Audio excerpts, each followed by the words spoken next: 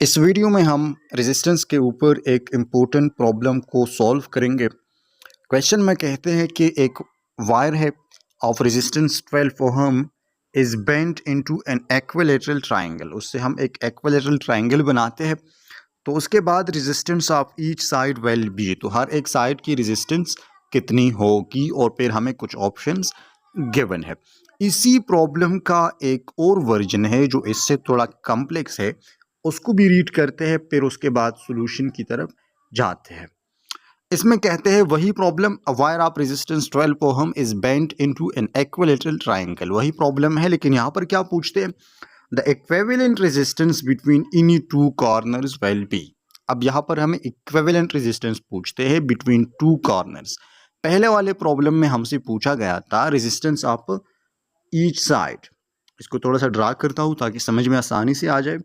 एक वायर है जिससे हमने इक्विलैटरल ट्रायंगल बनाया। इक्विलैटरल ट्रायंगल उस ट्रायंगल को बोलते हैं जिसकी तीनों साइड्स के लेंथ इक्वल होते हैं। ये जो ए बी सी है, तो ये तीनों आपस में इक्वल होता है इनका लेंथ, ठीक है। A is equal to B is equal to C, ये इक्विलैटरल ट्रायंगल होता है। तो पहले क्वेश्चन में पूछा है कि ए बी और सी के रेजिस्टेंस क्या होगी। दूसरे प्रॉब्लम में पूछते हैं कि equivalent resistance between two corners, each of two corners.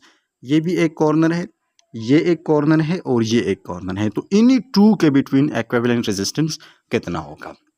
पहला पॉइंट ये है कि दोनों प्रॉब्लम सेम नहीं है, दोनों का आंसर डिफरेंट होगा। और दूसरी बात यह है कि इक्विवेलेंट रेजिस्टेंस को फाइंड करने के लिए हम एक शॉर्ट ट्रिक को यूज़ करेंगे। तो चलिए सबसे पहले जाते हैं पहले क्वेश्चन पर, और इसमें कहते हैं कि रेजिस्टेंस ऑफ ईच साइड। तो हमें पता है कि resistance is directly related to length. अगर हम लेंथ को 2 टाइम्स इंक्रीज करते हैं तो रेजिस्टेंस 2 टाइम्स इंक्रीज होगा। इस तरह अगर हम लेंथ को वायर के 3 टाइम्स सपोज डिक्रीज करते हैं तो रेजिस्टेंस भी 3 टाइम्स डिक्रीज होगा। तो इक्विलैटरल ट्रायंगल में क्या होता है कि जो वायर का लेंथ है उसको हमने 3 पोर्शन में डिवाइड किया या 3 साइड्स में डिवाइड किया इक्वली। तो 12 सपोज अगर उसका लेंथ एल था वायर का, तो ये L/3 जो है हर एक साइड का हो गया। 3 टाइम्स हमने इसके लेंथ को रिड्यूस किया, तो उसका रेजिस्टेंस भी 3 टाइम्स रिड्यूस हो जाएगा, R/3 हो जाएगा। ईच साइड का रेजिस्टेंस R/3 हो जाएगा, और फिर अगर हम आपस में तीनों को ऐड करें तो वही R हमें वापस मिलेगा। तो ओवरऑल रेजिस्टेंस कितना है, 12 ओहम है। और अगर आप इसको 3 पर डिवाइड करें तो ईच साइड का resistance 12/3 is equal to 4 ohm. तो यहाँ पर बी ऑप्शन हमारा करेक्ट है। ये तो इजी वर्जन था इस प्रॉब्लम का जो आप इजी कर सकेंगे। अब दूसरे वाले वर्जन पे जाते हैं। ये थोड़ा मुश्किल है लेकिन इसको भी हम एक ट्रिक से सॉल्व करेंगे। और ट्रिक ये है कि जब भी रेजिस्टेंसेस, 3 रेजिस्टेंसेस इक्विलैटरल ट्रायंगल की शक्ल में उनकी कम्बिनेशन हो, ठीक है, उनकी कम्बिनेशन हो इक्विलैटरल ट्रायंगल की शक्ल में, तीनों साइड पर एक एक रेजिस्टेंस लगा हुआ हो और तीनों की वैल्यूज़ वो सेम हो। जिस तरह इस प्रॉब्लम में तीनों की वैल्यूज़ क्या है, 4 ओहम है। एक साइड भी 4, चलो मैं इनको लिख लेता हूँ। इस साइड पर भी 4 ओहम है, इस साइड पर भी 4 है और इस साइड पर भी 4 ओहम रेजिस्टेंस है। तो बिटवीन 2 पॉइंट्स या बिटवीन 2 कॉर्नर्स इसका इक्विवेलेंट रेजिस्टेंस कितना होगा।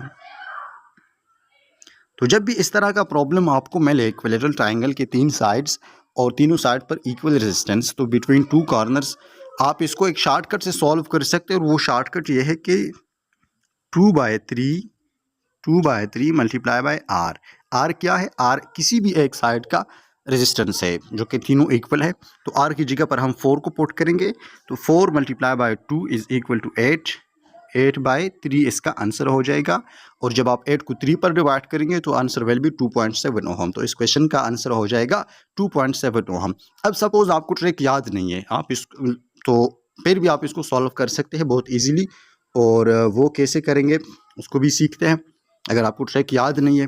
तो देखिए इक्विलैटरल ट्रायंगल जो 2 साइड्स है ना, 2 साइड्स, कोई भी 2 साइड्स आपस में, सपोज मैं इन 2 साइड्स को लेता हूँ, इस और इस को, तो ये दोनों साइड्स आपस में सीरीज में कनेक्टेड है। और सीरीज में जब भी 2 साइड्स कनेक्टेड होंगे तो हम क्या करते हैं, वो रेजिस्टेंसेस ऐड करते हैं। तो 4 + 4 इज इक्वल टू 8। तो इन दोनों का जो इक्विवेलेंट होगा इन दोनों साइड्स का, तो वो 8 ओहम है।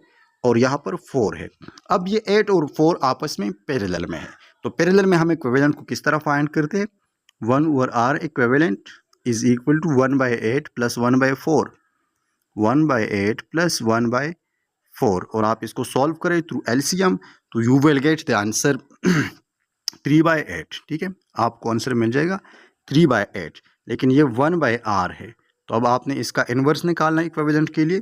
तो इसका इन्वर्स क्या हो जाएगा? जब आप इसको उल्टा करोगे तो ये बन जाएगा 8/3, and 8/3 is again equal to 2.7 ohm. तो आप ट्रैक से भी कर सकते हैं, आप इसको इस तरह मैनुअली भी सॉल्व कर सकते हैं।